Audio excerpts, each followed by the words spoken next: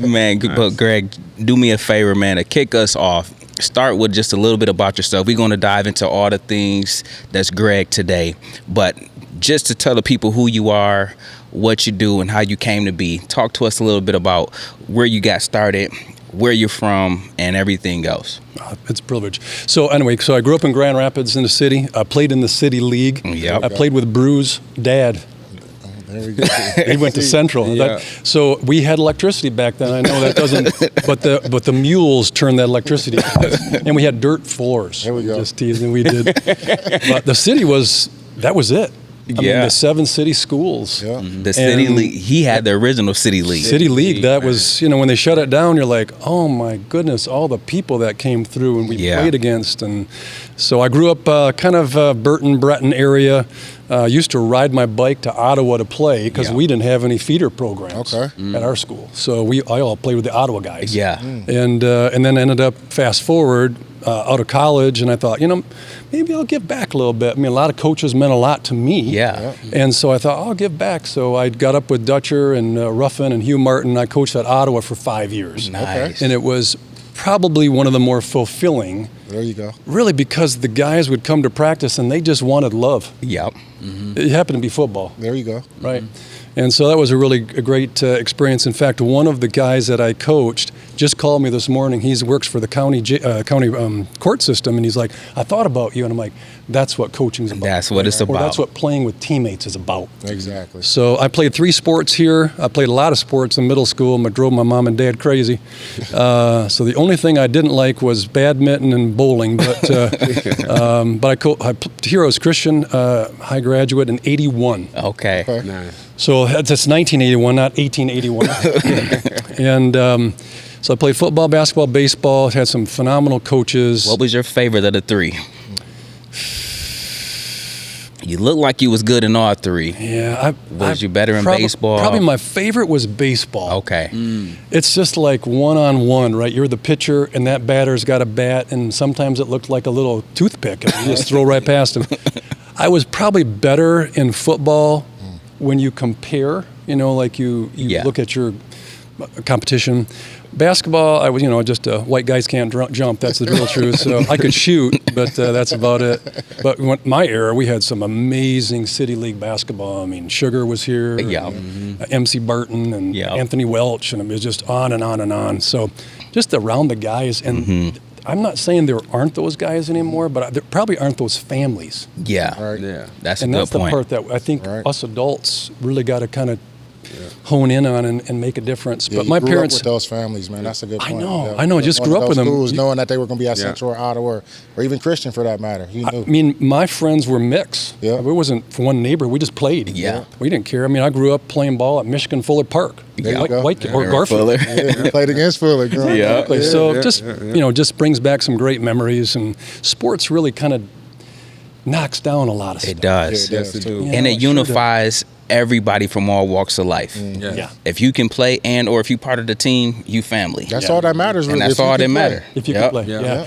I think sports has a mosaic about it. It's different colors, different sizes, different looks, different pedigree, different. And you come together and you're one team with one uniform. Exactly. That's probably what I enjoyed the most. But my parents, carted me around a lot, and they were very, very, sacrificial.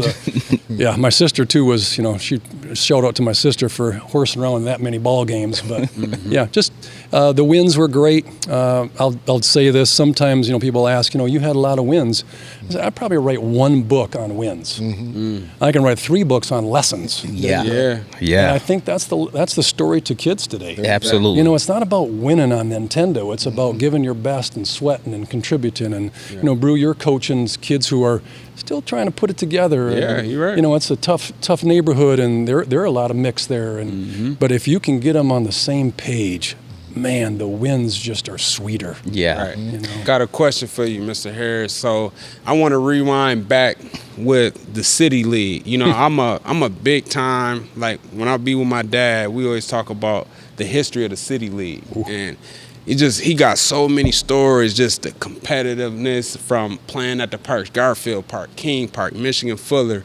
It's guys that, used to come from the Kentwood area, ride the bus to go to King and compete. And like you said, you named some great guys off. Like, how was that back in the day? Like the rivalry, the competition. And my dad said, like, winning the city championship in like basketball and football and baseball and track is like, it's like a mini state championship. Like literally, it's like they were more focused on winning the city league. It's like bragging rights than anything else. So I was just like, dang, that was, so could you talk more about that? Carlton, I think the rivalries weren't angry.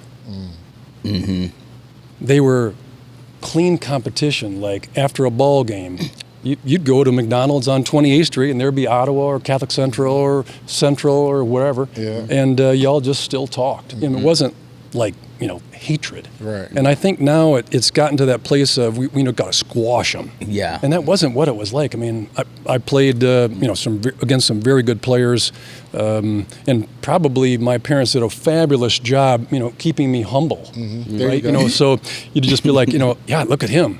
Yeah. Buddy, you're playing on the same court with him. Yeah. I know, but that's him, and there just was a little awestruck, and then by the time you get done, you're like, man, we'd still put our shoes on that same way, and no one's doing it for some people and not for others. But the City League back then, and this sounds so archaic, but there were 7 schools, 3 private, 4 public, and wasn't a whole lot of recruiting. Nope. I mean, you lived there, you played there. You wouldn't go to another school. That'd be like traitor. Yeah. And everyone had great coaches. And they were often faculty. So, hey, Carlton, you missed class today. They all knew. They were present in the school. They all knew. They all knew what was going on, and someone's having trouble at home, and the coaches would come in and Brew, that's what you got, where you coach. Is you got to chase these boys down and build them up. I would say the funnest part about going to school is you come in as a 9th grader and maybe have a little potato chip chest, no hair, voices maybe changing a little bit, and by the time you're a senior, like, where did that monster guy come from? Right. They work out, and so I think the City League at that point, I don't have it down pat, but the OK Conference wasn't as big as it is now. But this is an old word, but John Boss was an all-star game. I don't know who John Boss was. That's what they called it when we were playing. The city played everybody else. So that was in football or basketball or baseball or track. Yeah. And in thinking about it now, I'm thinking, well, that was a little unfair for the city. But everybody lived here. Right. Everybody lived here. Yeah. You go to Kentwood on 44th Street, and you go a little farther, that was country. That was farmland. Yeah, for real. So back then, the city was where everybody was. Lowell, I mean, no one knew where Lowell was. It was the first name of a guy. Right. Yeah. But now you know who Lowell is. Yeah. Exactly. So I think it was just nostalgic. And for some of us, maybe we didn't really know it. Yeah. It was just what we grew up with, Right. and you kind of defended the city. Yeah. If we didn't make playoffs, we'd go see West Catholic play. See? It wasn't like, oh, we're mad at them. We're like, they're good, Yeah. So, in fact, one of my Ottawa buddies, we went to Hope together, Hope College, but one of my Ottawa buddies came in last month, and we hung out for 2 days. And it's just a story. I mean, Right. we didn't go to high school together, but there was just that brotherhood about it. Yeah. I want to give a shout out. You mentioned Dutcher. Jerry Dutcher was my head coach. Hugh Mar Robinson was my coach. And just show some love to my Ottawa influencers, because you brought those guys up, and they just were instrumental in the City League back in those days when the City League what it was. And like CB just said, they were legendary coaches. And like you said, Greg, every school had a quality coach. You know what I'm saying? That's huge. Like you saying that, my bad to cut you off, Chris. Like, you good. You saying that, like, that's crazy, man. Like, I know. Great coaches at every all school. the city schools, like, man. It's almost, I got goosebumps just even going back in time, but you have like Fred Julian was the West Catholic coach. Like, he would coach there for 100 years. I played with Chris Julian at GRCC. Right. So, So just the names, you're He was thinking. at West, huh? Yeah. Yeah. Oh, I remember that. he ran it. I mean, and then, Catholic Central had great coaches, and Ottawa, Dutch, and then I got out of college. I coached with Dutch and Hugh and Ruff, and it was just a privilege, man. Just in fact, my first quarterback was the quarterback from Ottawa, and I just texted him today saying, "Hey, I'm going to do a podcast about." I didn't know all the questions you'd ask. Hopefully, they're 2-syllable words, not too much heavy. But he's like, "Man, you just bring back memories." I said, "What did I do?"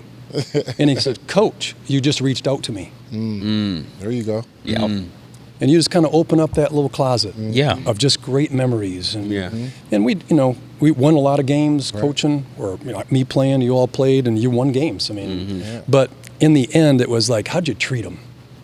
How'd you treat people? Greg, the thing about you, we often say people may not remember people not remember your name, but they'll always remember how you made them feel. Coaching, and CB is up here, coach. E is a coach. You are a coach. Coaching is so instrumental in helping a young man lead their life. Yep. The lessons, like you talked about, we can count the wins. Us three played together. We won from 8 years old till y'all kept winning. my winning kind of declined. It just plateaued. but we can count the wins to the wazoo, but the lessons are forever. Yeah. Ever. You know what I'm saying? It helped us in the workplace. It helped us in life. It helped us deal with adversity.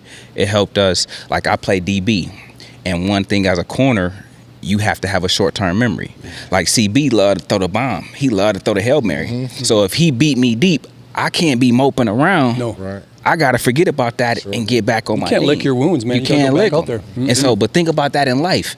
When you get knocked down, I never had time to mope about this or that. I had to get back up. Short-term memory. And so the lessons of football translate to life, and it helps you become a decent human being. I hope it makes me become an awesome human being, but for others. Absolutely. I mean, we've already had our fun, right? You all played and had Right. success, and I mean, you're still doing it, seeing kids succeed. And E, where you coach? I coached Little League before, like Highland Okay. Park, and I coached at West Catholic last year as well. Did you? Okay. Yeah, I had Yeah. my son was there. Gotcha. Yeah. I just think maybe this sounds, it's not chauvinistic, it's just the sports we played, but men Yeah. Yep. Yeah. men were they made a difference. Yeah. Oh yeah. And maybe in society we need to make a call out to men